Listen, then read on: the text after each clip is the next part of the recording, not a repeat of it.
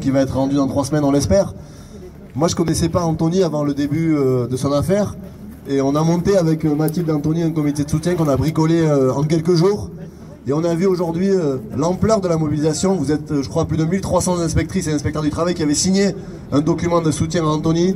On a une pétition qui est repartie ces jours-ci, qui a plus de 165 000 signatures, parce que c'est une bataille d'intérêt général. Mathilde l'a dit, derrière la personne d'Anthony Smith, qui est un inspecteur du travail, qui est un syndicaliste, le gouvernement a voulu cacher ses propres turpitudes, c'est-à-dire une gestion de crise sanitaire catastrophique, où on demandait de se protéger, où on demandait de ne pas sortir. Et pendant ce temps, on a imposé à une association d'aide à domicile d'aller soigner des personnes sans masque, de se mettre en danger et d'être menacé de mort. C'est ça la réalité. C'est une bataille d'intérêt général parce qu'elle porte la question de l'inspection du travail.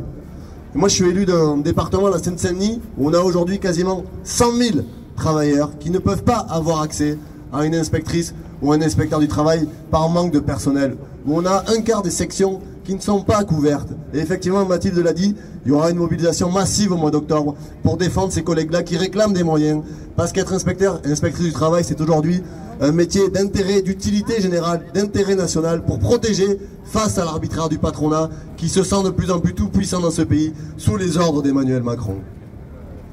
Et enfin, cette bataille, c'est aussi ce qui a été dit par ton avocat. C'est la ministre, les ministres successives, Muriel Pénicaud et Elisabeth Borne, qui ont voulu se payer un syndicaliste, qui ont voulu se payer un représentant de la CGT.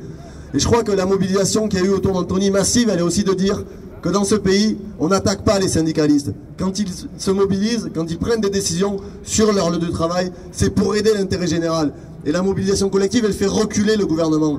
Et moi, c'est ce que j'ai envie de terminer là-dessus. C'est le message qu'on peut envoyer aujourd'hui à la Macronie. C'est que quand il y a un d'entre nous qui est attaqué, quand un salarié est attaqué, quand un syndicaliste est attaqué, quand il y a une mobilisation massive, on finit au final par faire reculer le gouvernement. Et on espère, et en tout cas on souhaite que dans 3 semaines, il y ait une décision unique, celle de la relaxe, parce qu'Anthony, il a simplement fait son travail, et il continue de le faire, et on a besoin d'avoir partout dans ce pays des Anthony Smith pour protéger les salariés. Merci.